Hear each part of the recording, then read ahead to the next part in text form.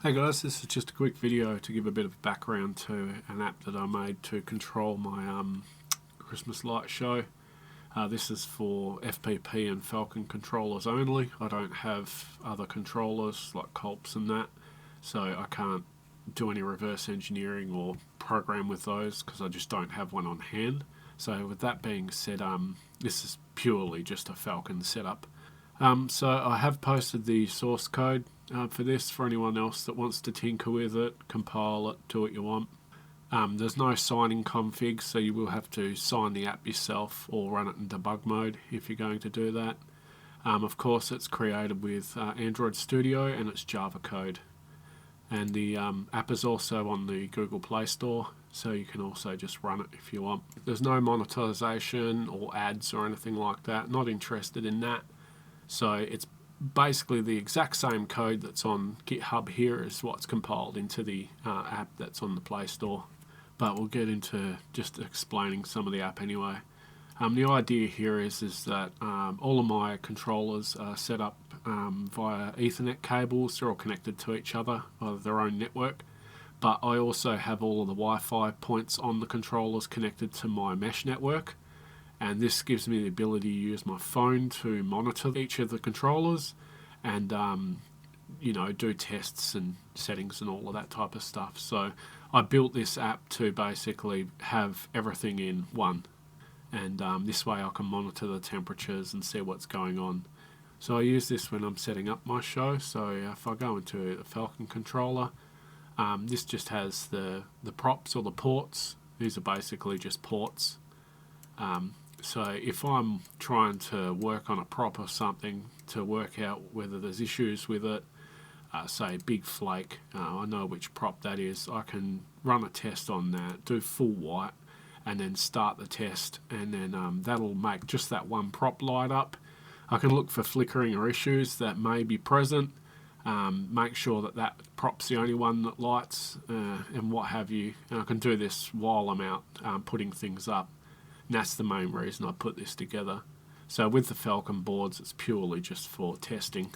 With FPP, this gives me the ability to start and stop playlists, run effects, change the volumes, and do tests. So when I'm setting up my show, I may want to run bar effects. So I've run vertical bars and horizontal bars to make sure everything lines up, so I can start effects there. If I want to play playlists, I can come here and I've got the different playlists. They're just in there for testing. Sequence info, repeat playlist, and then play. It's fairly simple. And then same with sequences, you can just play a single sequence and you can control the volume there, and of course you can run tests, which will be the whole show. It also gives me the ability to see errors. So this icon here is showing that there's an error on this controller, and this one's just sitting on the bench. It's not connected to the show, it's just the test one. So it's plugged into my computer, which is giving a low voltage error. But errors will come up there, and you'll see the icon there. So this is the actual another one. So this is a remote Pi, and then this is my main Pi. So as you'll see, there's no errors on this one. That's because that's all good. So it gives you the ability to track errors just by looking at it like this and see temperatures. You can add controllers just by clicking the red button there. You can put in the host name or the IP. You can click this arrow here and that'll pull the name from the controller, or you can just name it yourself. You can also set images. So if you wanted to set images for particular controllers, you can, and that way you can identify it in the list by images. And you can edit controllers just by long pressing on the item, and then you can come up and delete, cancel, edit them, so it'll bring it up.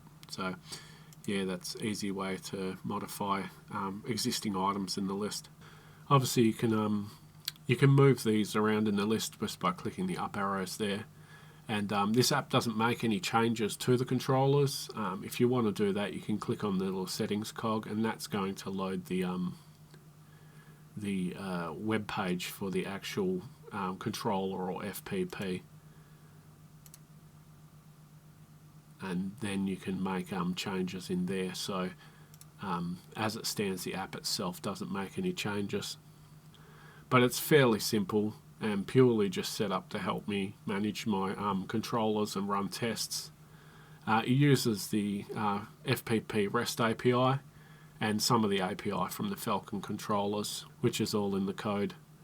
Again, you can use this to learn, build, whatever.